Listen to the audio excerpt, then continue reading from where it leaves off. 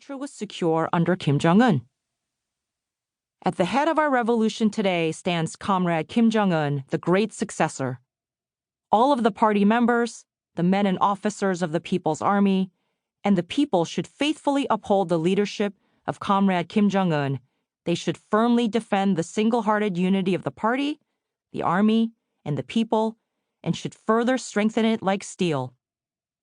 The path for our revolution is arduous, and the prevailing situation is harsh, but there's no force in the world that can block the revolutionary advance of our party, army, and people that are moving forward under the wise leadership of great Comrade Kim Jong Un.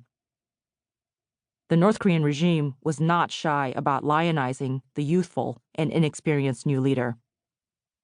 For Kim Jong Un, his father's funeral was the climax of a public succession that had begun in earnest just a few years before.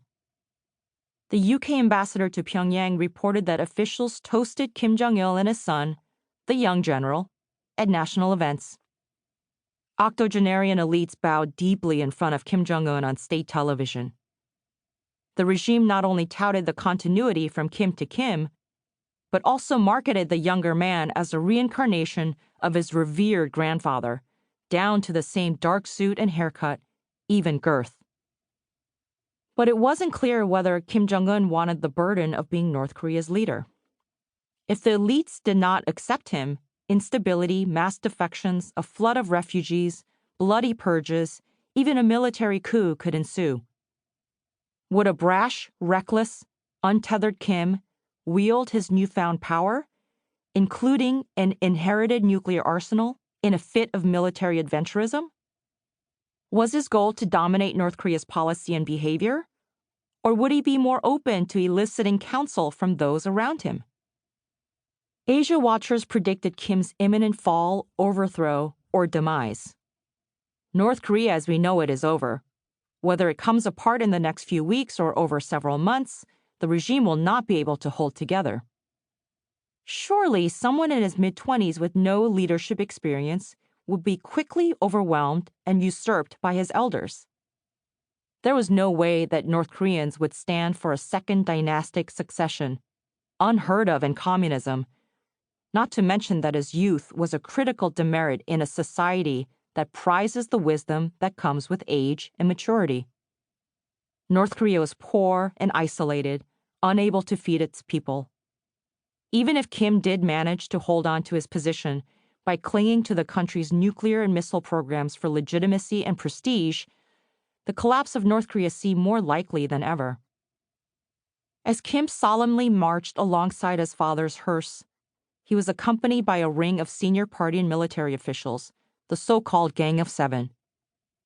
Their prestigious role in the funeral and symbolic placement around the new successor suggested that Kim Jong-un had the support of the old guard and the status quo would continue. Most experts saw these 7 regime veterans as probable mentors for the young leader, at least for the near future, and some predicted an evolution of the Kim family's personality cult. Kim Jong-un would be a figurehead, and these regents would eventually call the shots in North Korea. That was then.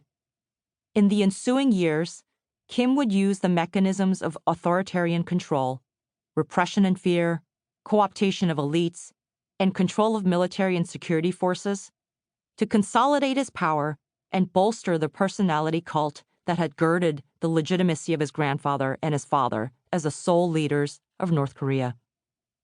But Kim was not satisfied with simply maintaining this inherited infrastructure of control. In the journal Asian Perspectives, Patrick McEachern, an analyst in the U.S. State Department and an astute observer of North Korea, details how Kim centralized his power by reducing the institutional roles of the military and cabinet and placing the Korean Workers' Party under his singular leadership.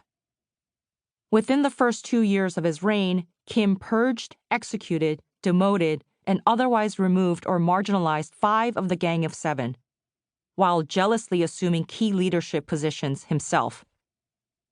His innate flexibility and adaptability were in evidence as he sharpened his tools of coercion, using new technologies, cyber, and old, chemical and biological weapons, muscularly pressing forward to